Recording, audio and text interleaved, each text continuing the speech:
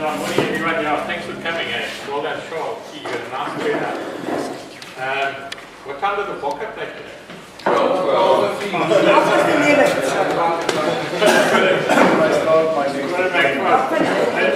They always say that when you go to church, make sure the pastor only 20 minutes, because anything after that you get lost. Doesn't it show that screen? We can stay. No. So, Gary, my name is Murray. I own a company called VitaSoil.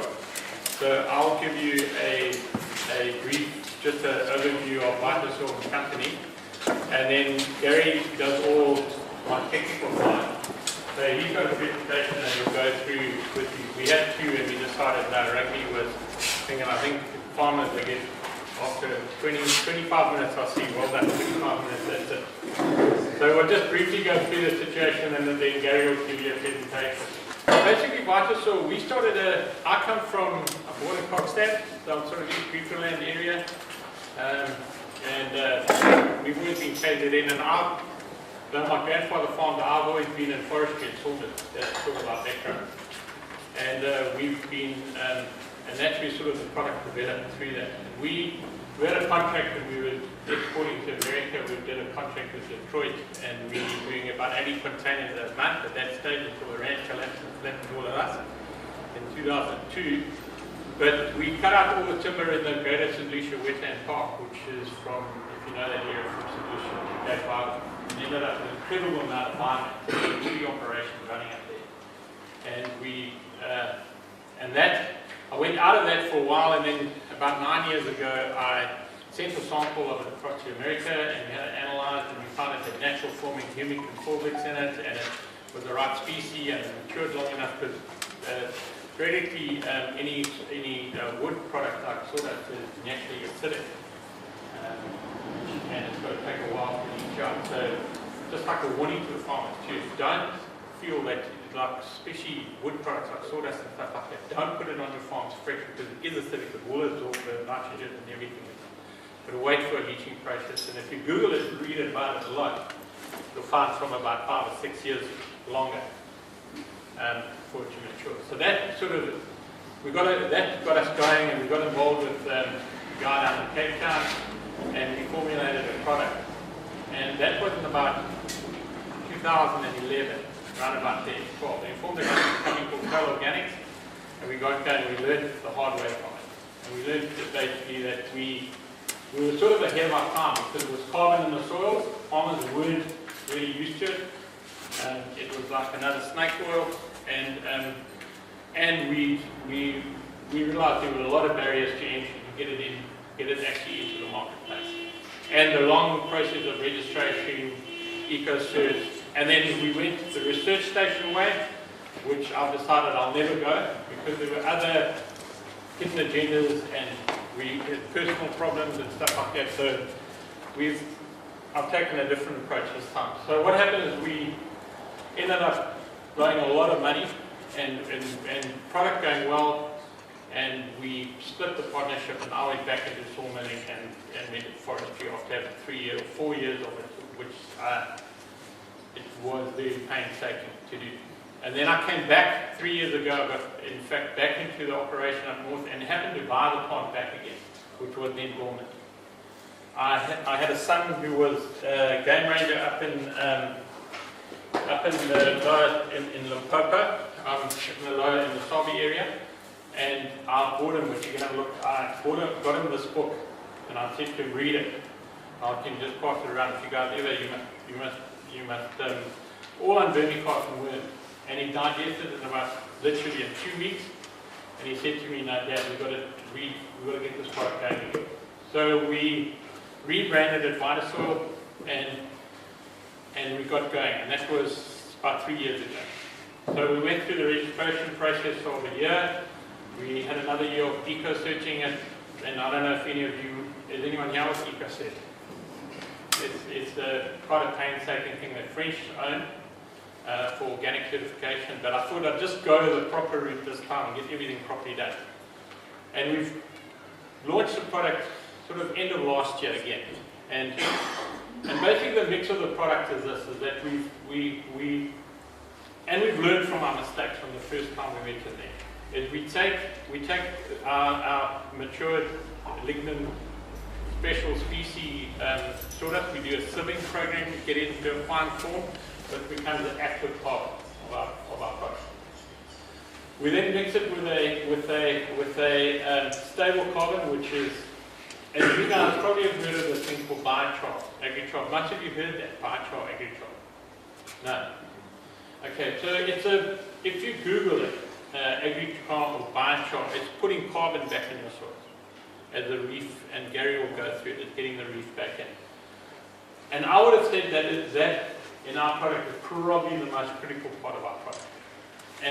And what's happening is also, just to give you a heads up, there's biochar and there's biochar. I was actually talking to you about is that there's biochar and there's biochar. And we've had to go the route, and we did a lot of studies on it, and we use an active charcoal, which is here. I brought a sample of it so you guys can feel it and see if you want it to bind. This is basically, you can open it and that is under a normal binder is on a pyrolysis system, and it's run at probably about 400 to 500 degrees C. I've gone the route of high temperature, 800 degrees C. So what it is if you think of dry charcoal, if you're drying it's just burning the volatile. Why charcoal burns is because it's got volatiles in it, and that can make the flames burn, and then charcoal. And what this is that you're just burning out all the volatiles out the charcoal. So you're getting what you call clean carbon. And this is probably the cleanest form. It's expensive. I spend a lot of money on it. Carbon, if you can take a finger, bunch of it and eat it, no problem. If a little kid swallows poison, the first thing that they'll do, they'll give them a little carbon pit. And it goes into the body and will absorb all toxins straight away. The body doesn't absorb it, carbon, but it will go through your system and take up all the toxins. So if you're going, little tip, if you're going out and having a, tried it on my wife, that said it worked. If you're going out to a party, just have a teaspoon of carbon. You can have a nice night, and another in the morning you'll be right as rain. So, Thank you.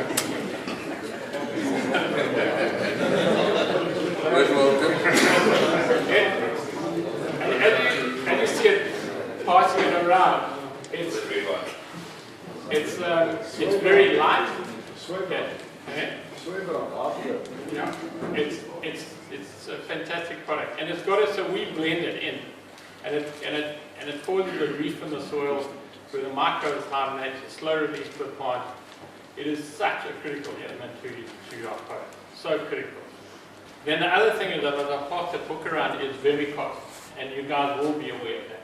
There's wind and vermicast and stuff.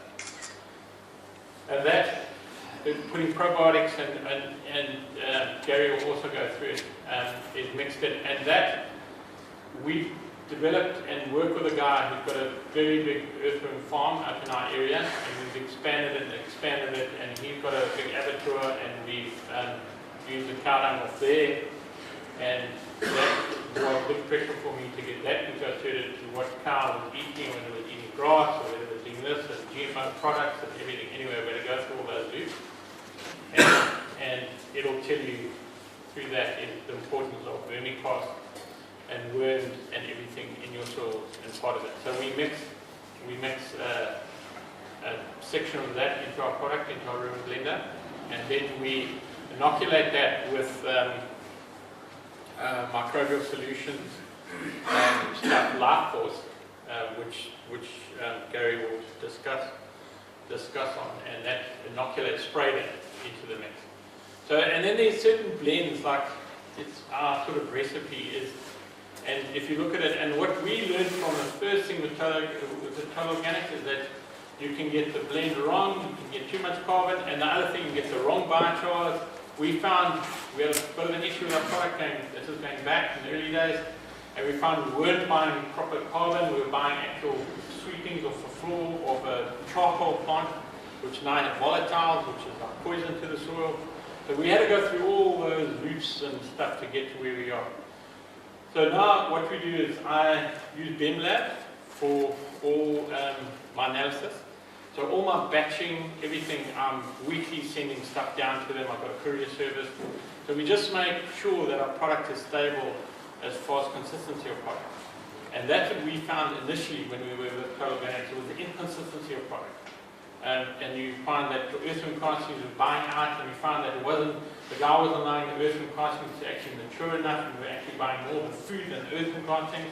The biochar wasn't coming in correctly, so there was all those kind of little anomalies we were dealing with, which we've now had to iron out. So when we do our BEMLAB test, I send the 3 components, main components down, plus I send the mix down, and just keep my product consistent. Charles took the leap of faith, and he brought into the product straight away and stuff, and he took a super link down here, and he's running this whole area for us. We'll take it. Go, Gary, we're going to run out of time. Any more questions, you guys? Thank you very much. Gary, just Thanks. Yeah, great turnout. Thanks very much. I'm going to go through this quite fast. Murray's mentioned quite a bit of what I'm talking about. But this is basically to get an understanding of why it's working. So we start, my favourite saying is nature knows more than a million Einsteins. And even more than teenagers. So why try to control it? And modern agriculture, you're trying to control everything with a chemical, with this, with that, as opposed to making use of what nature provides naturally, and that can bring your costs right down and boost your profitability. So the company I'm with, Regenerative Agriculture Specialization, we look at reigniting biological synergy and diversity, and VitaSoil fits into this whole program. Just a quick one, you can see on that's what your soil should look like. A lot of soils are like that. The VitaSoil is going to help you convert to that. That's just an idea of all the organisms in your soil that play an essential role, and we wipe out a lot of them when we start overusing chemicals. I'm not saying you don't use chemicals because they probably go bust if you cut them out completely, but we can progressively reduce them, allowing those organisms to function more. But you can read that. The starfish experiment, I'll explain this very quite right. 15 species were monitored in the marine environment. Then they removed the starfish, just the starfish, and only 8 species remained. And that's critical to your soils, to everything. That your starfish and soils can be something like phytoderma. We get rid of that, and the whole system starts collapsing. So the more we can replace the starfish, I'm going to talk about surrogates, so you can't get the starfish back. We can use something which will do a similar job to allow the species number to increase. Murray mentioned reefs. In oceans, roughly, the reefs contain about 25 times more fish than out of the thing. And the main reason for that, they've got refuge, they've got lots of food, there's diversity and symbiosis. And what that do, that's critical. That's really trying to regenerate that. So how can you create wildlife reefs in your soil? And the VitaSoil is the perfect product to help create that reef. So I'll go through the, first of all, your activated carbon. In 1 gram of activated carbon, you've got 500 square meters of surface area, roughly the size of 2 large houses. And that's the refuge you're talking about. So your microbes, instead of being eaten up while they're trying to develop, they can take refuge, and once they've got refuge, they need food. So that's the product Murray is talking about, the decomposed sawdust, very high in humates and fulvic acids. That becomes your nutrient source. So now they've got something to hide, and they've got a ready food supply, so they can start multiplying. Then we're going to look at diversity. So here we're looking at first of all your vermicrosts. You've got your earthworms, but you've also got probably hundreds of different species all adapted within that environment. So what you've got a beneficial species which we're going to start putting in your soil to start recharging it. Those are like your surrogates. Then we've got the cultured microbes, the life force I already mentioned, which are microencapsulated bacillus, and they can tolerate extremes, so they can get going where others might struggle with the chemicals and so on. So that those are what you, as I say, put down surrogates. For example, myeloleucophaciens, which is a bacillus, can help suppress the diseases that trichodermis sort out. So the trichodermis is killed by the fungicide, myeloleucophaciens isn't, and they take the place while we progressively decrease the chemical usage. Then you've got your natural soils, what's naturally adapted to your soils. The more chemicals you've got, the less you've got, the more you get into your pastures, the more natural microbes you've got in the soils. And by adding a reef to that, you allow that soil biology to start taking off. So the less chemicals you're using, the faster it's going to work. But this enables you to start minimizing your chemical usage. I think there most soil microorganisms in a dormant state waiting. They did a test in a jungle type environment, ideal biology, everything. The ratio of beneficial microbes to pathogens is 7,000 to 1. We build up the pathogens when we start killing off the starfish, and that's what we've got to try and reverse. Here we look at mycorrhiza. Are you all familiar with mycorrhiza?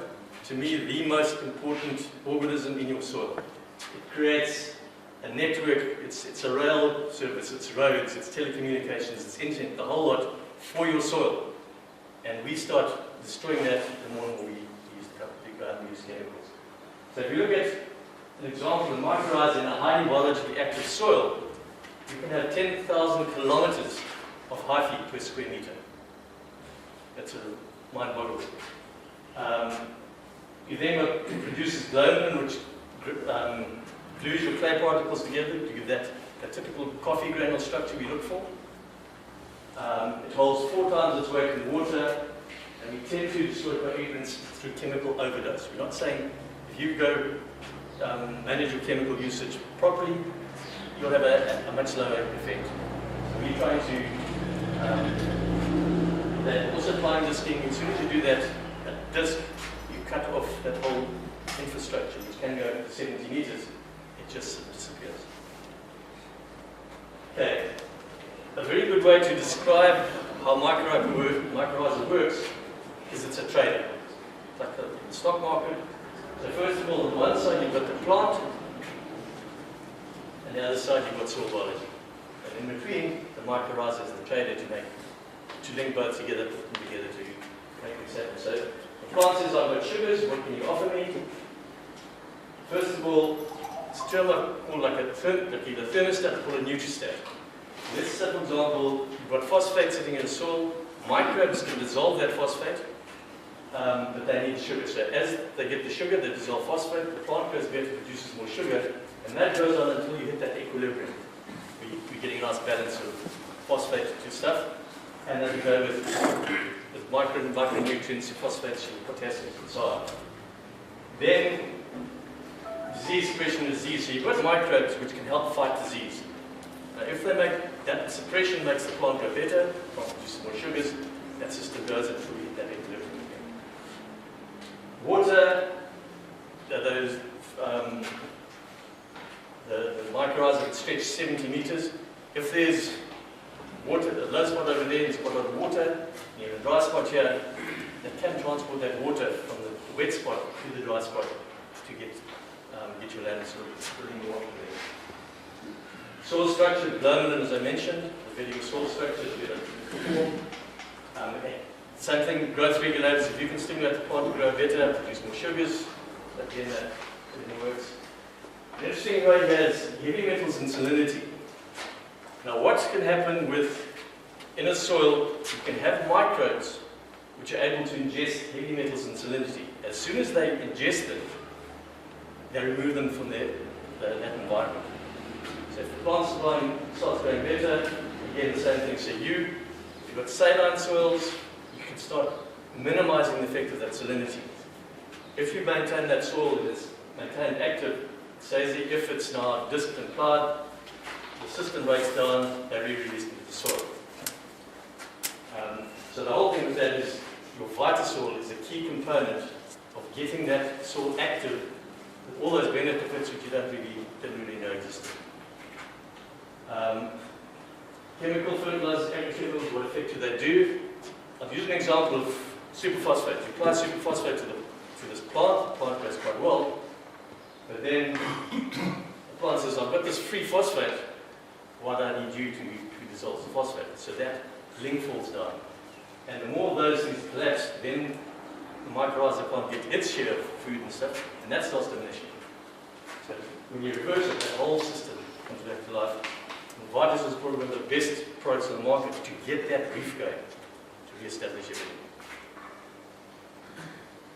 This is an example, you saw those chicory just now. This was up in Natal, on the Tugela River. Problematic soils.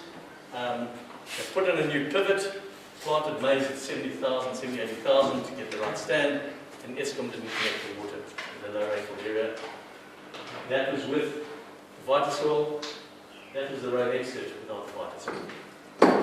As you get the nutrients and the reef going, the mycorrhiza goes, and that's the difference you start seeing. If it's a good land, you're not going to see it as much. But I think in an area like the coastal areas, a lot of sand, VitaSoil is going to work well. This was heavy clay, having these in soils, difficult soils. That's where you start getting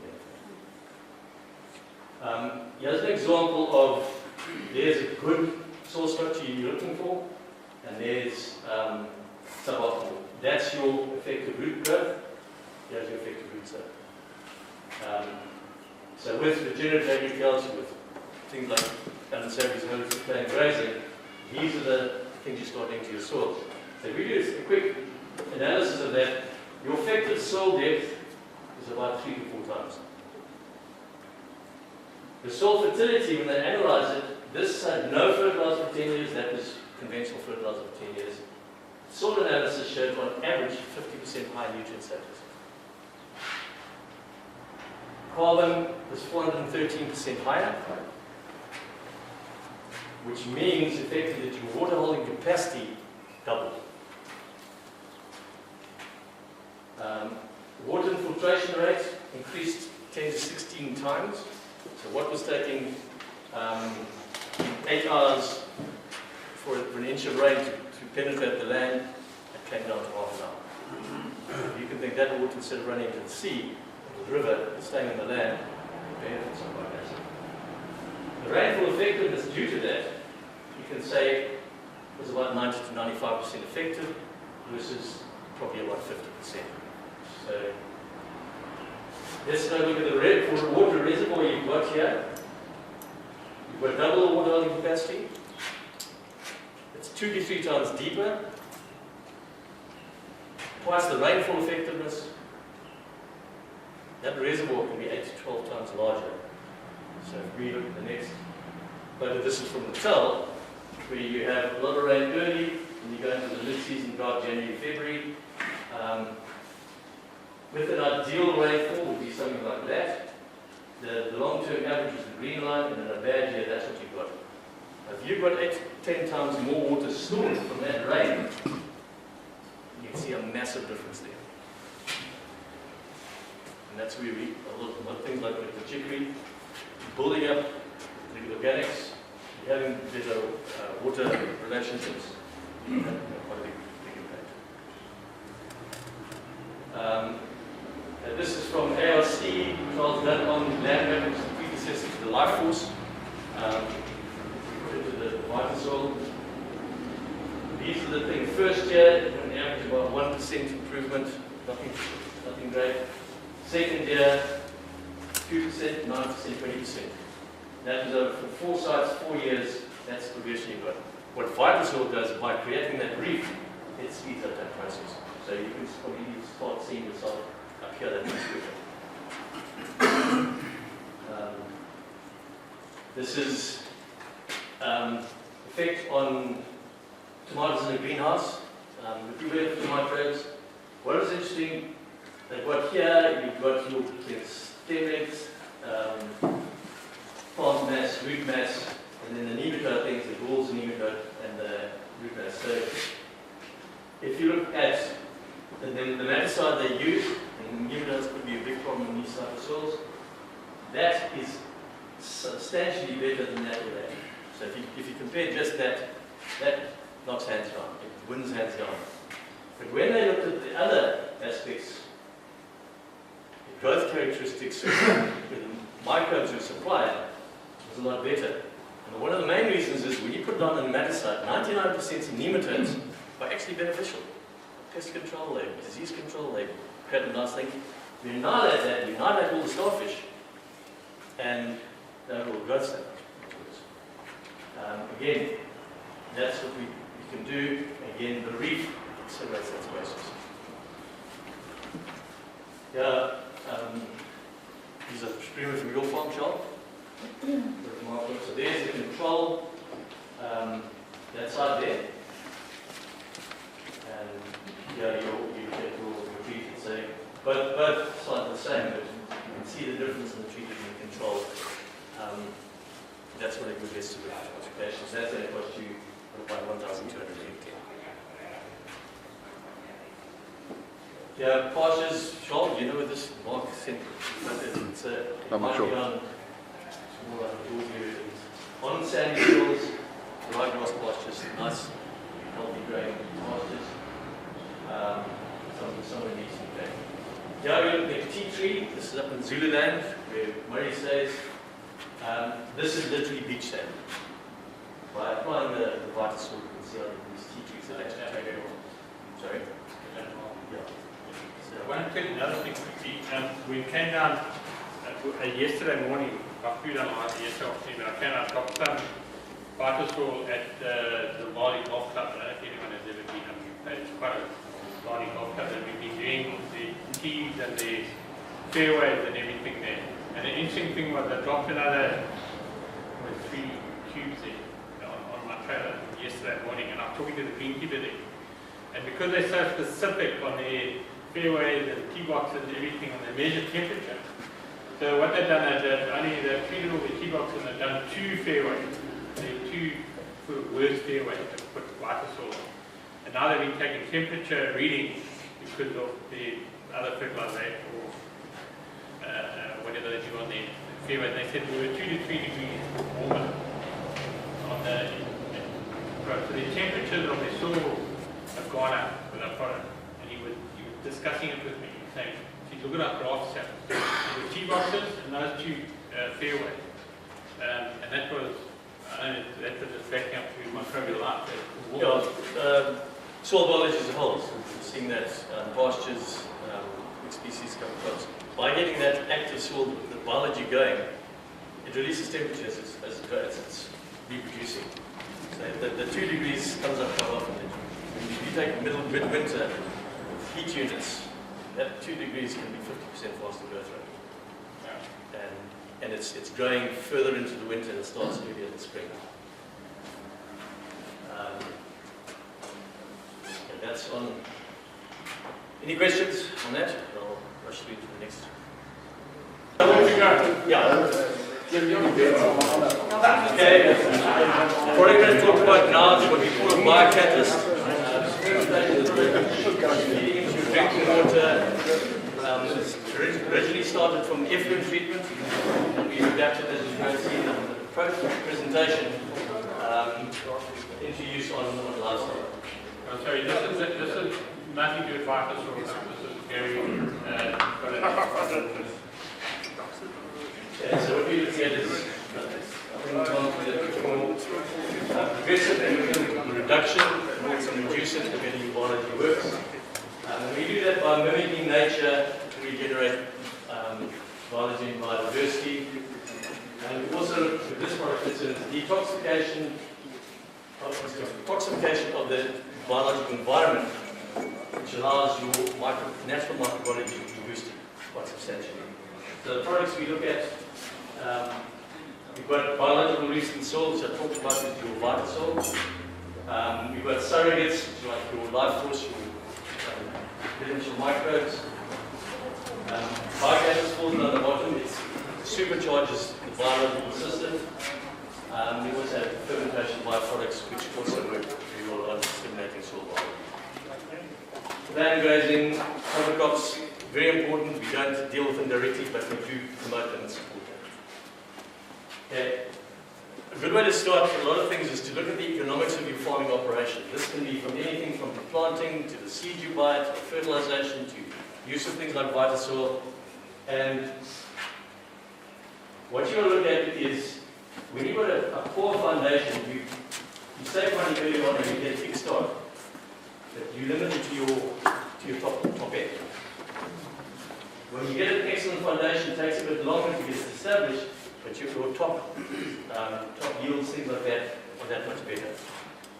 So the first zone is what I call your foundation zone. This is getting lands prepared, planting, things which take money, but you don't get an immediate return, but you set the foundation up for the future. So you'll spend 10 grand here and you'll get 1 grand back. But it's essential for that.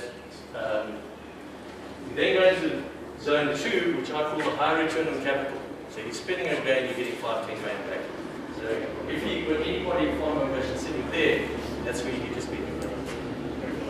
Then we go to the optimal zone. That's where you want, and you're getting to the zone where you spend a grand, you get 2 to 3 back. Still a profitable option. And then you get the pump talk zone, where you're trying to get the highest yield you can. So that last bit of yield, you're spending 2 grand and you're getting 1 grand back. So you're starting to use money. And then finally you go to what I call the overdose zone. A lot of the time it's going to be examples of overdose, overdosing agrochemicals, fertilizers, irrigation, things like antibiotics, land prep. You can overdo it and then trying to get that, and you start spending money to lose even more money. So identify where you are on those, and this presentation will talk about where we sort of focusing on that. For example, when the prices are good, it doesn't really matter if your foundation is good or bad, you're going to get by. But where we are sitting now, poor commodity prices, without that decent foundation, you're going to struggle to make it. And all the biologicals, most, probably 95% of soils in South Africa sit in this, the low organics, low soil life. If you can get that going, you start getting into the excellent foundation. Chris, I don't know, when I ask people this, people suddenly start realizing that where have all insects gone? I think your windscreen. When you ask you soap and water to get rid of the insects, which is built up your windscreen when you drive to Port Elizabeth, for example. I don't tell, I don't find them. I can drive for a month and there's 2 or 3 insects on the windscreen. And that's your indicator. If you look at the synergy between in nature, different, just microbes with insects.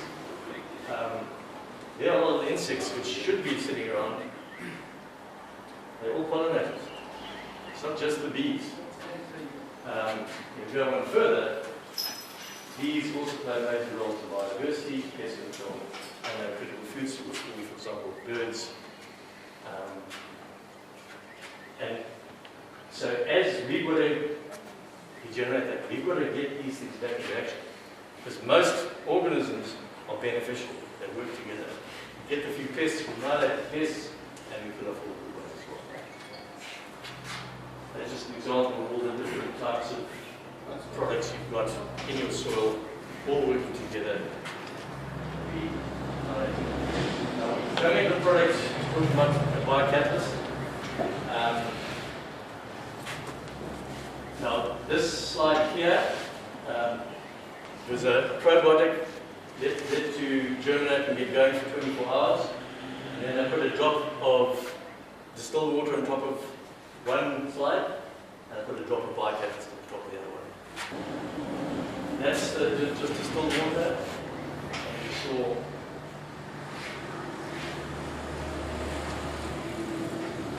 that's what it, okay, that is going to be a fully 100% concentrated product that's used to determine if the product's active. This is a product here. You can look, it looks a bit like water. It's got a slight pale ginger ale color. It will go and distribute. What it's doing, it's detoxing the environment around those microbes so that they are able to, the beneficials are able to function optimally. Okay, this one's a bit gory, so but This is an example of what we do in healing wounds from a bloke down there, Rob Tapson. He's got a game tented camp in Addo. And he had a motorbike accident. That's what his foot looked like. He had to have those last two toes amputated. And 3 months later, his full foot still looked like that. 1 week after using, by detoxing, the natural cells can come to life and they can recover. That can take place in your animal's gut. We have the results we're getting from horse sickness, curing horse sickness. We've got a horse breeder in Midrand, been using the product for 8 months, has not had one sick horse yet.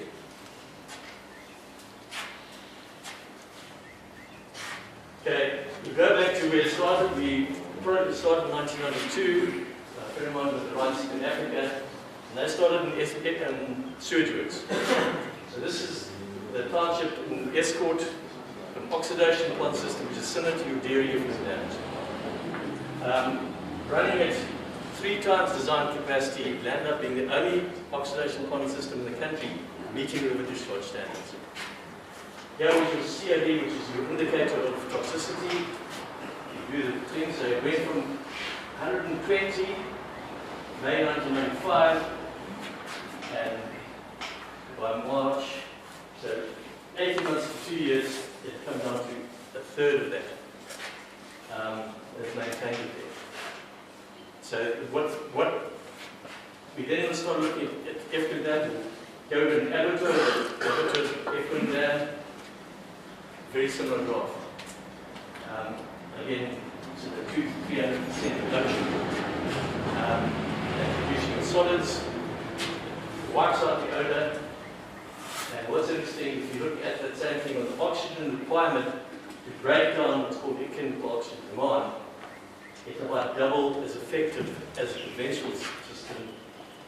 And I think this catalytic action helps split water. We don't actually know, but it's only explanation we can actually find. So that's the same thing that's going to happen to your solids. Your solids and your effluent dams drop quite substantially. Burns, James Keen, Burns Farm in Boy River. You can drop his effluent dam 2 to 3 times more than you used to be able to. You should just be able to take off the top. You can block irrigation nozzles. No more blocked irrigation nozzles. Comes down, its odors are gone, and also the fly problem seems to have come down as well due to the the longest portals in the Addo's landfill have been applying there for about 25 years, like 20 years. Because of the sensitivity and the river system there, and also the toxicity from the landfill site, a class 1 landfill site, you can see what it did to the toxicity. You go after 3 months, you come down 33%, 6 months 40%, 9 months 60%, and after 18 months you drop that toxicity by 80%. Same sort of thing, long duration time, you can start doing that to your food dams. The biggest problem here is you say, I'd love to have that happen, but what's it going to cost? So we look at, I mentioned that they activated sludge pond 35% to embedding 4 times. Then they treated the pig farm overs for odor in Kwakwa and Harry Smith. Bit of a grudge by it. The community was around, they had to get the smell down. It worked. Then said, what if we fed this through the pig?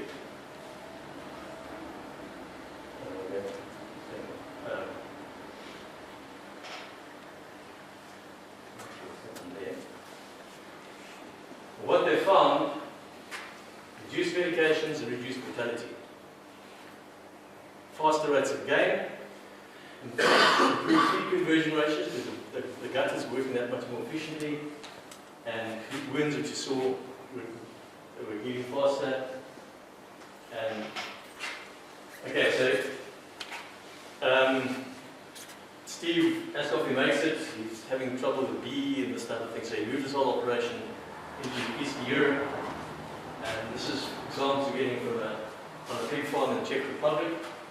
What is interesting, that there's 7 pigs per pen, no mortalities in the treated, and there were excessive number of mortalities in the untreated, so you wouldn't normally get that, but you're getting a 14% reduction in mortality.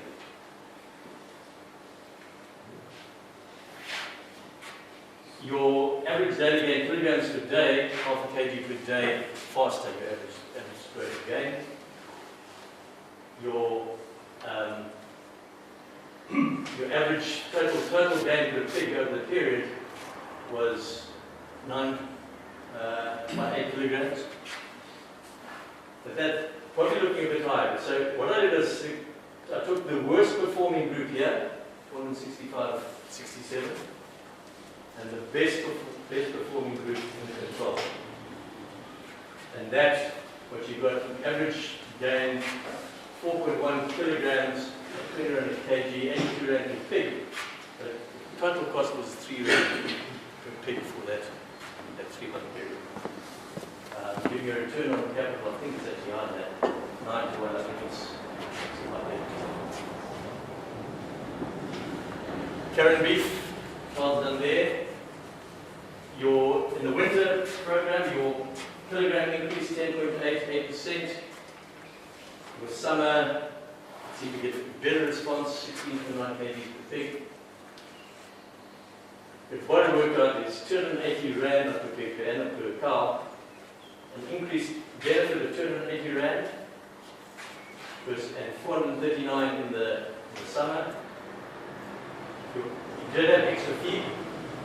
Feed cost was 40 rand and 33. The cost of the bycatch for those things was 28 and 29 rand. Your return on investment 7.7 going up to 12.8 to 1. So now you can treat the effluent and you can get you're getting your money back quite a few times over. So laying hens, what we're finding here, this is also just over quite a few years, an average of 3.18% increase in eggs produced, maybe 3% less feed consumption, mortality is reduced by 14%, non-standard eggs, so all your rejects came down by 35%. That would indicate that you're getting a better calcium uptake by the chicken, and we're assuming if you go to the dairy, you should start getting a better calcium digestion. The drug administration and reduced it by 60%.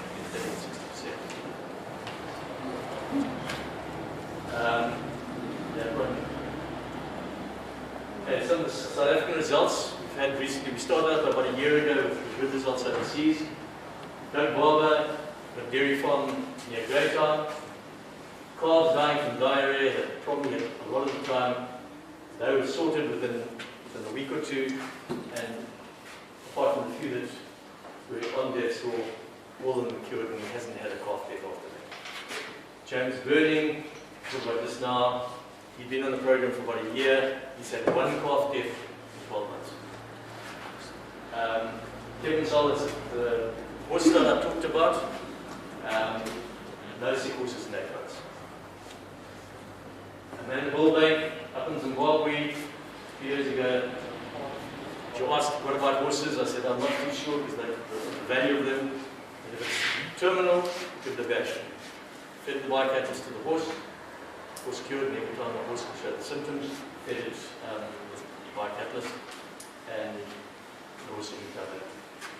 And then we're looking at greenhouses, farm of orchard near Port Shepstone, one of the greenhouses had a serious fusarium problem, the plants dying. We pulled everything out, started up again, a new crop, very little fusarium coming through. So we begin that's we've got put a model of the plant side. Then with WWF, coming me the other day, they've been monitoring 2 of the farmers which we have bycatch running. James Burning, he started quite a while, just applying a statement to drinking water at the dairy. What's interesting is that the smell of the dung is reduced. So if you get a dairy when they're milking, no matter how clean your dairy is, you you're going to get knocked by that smell of the dung. You go to James Burning, it's gone. The effluent dam, you've got to stand right next to it to pick up the smell of the effluent dam. And Sue Fulgurn, she was very, because she sort of visits the farms once a year. She says, what are you doing with this cigar? James Keane, also close by, is setting up, I think so you can feed in the individual cows and you can get a feedback of to what extent it's working in the dairy. But while we're setting up, his biocat has just been running straight through the dairy into the effluent pond. The first thing you notice is that the odour is negated. You stand right next to the pond. So flies reduce as a result, and flies are just attracted to the odour. The solids removal was very substantial from scum and whatever. It's now free running, and you can pump, you said you can pump it down, you can probably pump it down about 1 metre, you can now pump down about 3 metres without any rock process. Graham Wilson, he's been going about 3-4 months now on a egg laying farm in Richmond, having a lot of mortalities. Here what you've got is there's your treated and here's your untreated. It's quite a nice sort of place. Again, what's interesting, that 3.1% sort of matches what we're finding overseas on the increased egg lay percentage. That was worth per hen, per house, about 1,667 rand. The cost of the biocatus to go in there was 400. The return on investment 42 to 1. I was also finding that I'm trying to find the photo this morning. When you have a normal egg production thing, the chicken litter comes out and it splats and forms like a mulch at the bottom. It comes out of here, the pile standing up. So you're not getting that sort of diarrhea type of process, which is trying to clean the toxins out. What you also find is chicken houses wipes out the ammonia. I don't know if there's any people growing chickens here, but especially with your broilers, you get the ammonia buildup. That ammonia becomes acidic, and that starts causing problems with your chicken feet. What's called, I think it's called furpoiki. So with the ammonia dissipating, all those things are disappearing, and you're getting a healthier chicken. Low ammonia, large eggs, and fewer mortalities. This is what happened here is I had it all done, my computer froze, I had to shut down, and this is what we had to show. So that's just current beef. You can see the weight gain distribution curves, the same in both of them. So if you're getting what we look at wild waters, we don't have dairy yields yet. If you're getting the better rate weight gains in the beef, you should be getting, I presume, a better crop production.